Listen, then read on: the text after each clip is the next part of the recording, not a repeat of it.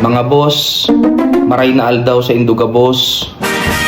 So, yaon ako digdi para mag public apology What? Bro, what are you talking about, man?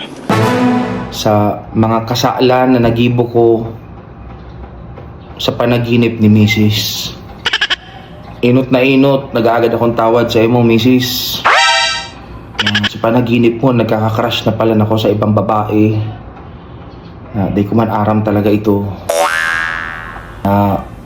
Ora talaga ako maalala.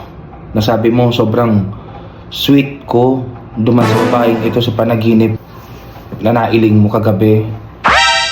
Pero promise, ikaw lang talaga pero may nasa isip.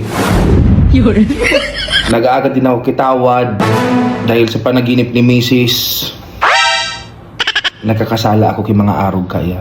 Sadyang mahirap talaga magpaliwanag dahil kang laban na maski sa panaginip nagkakasala ka pala sa agumo.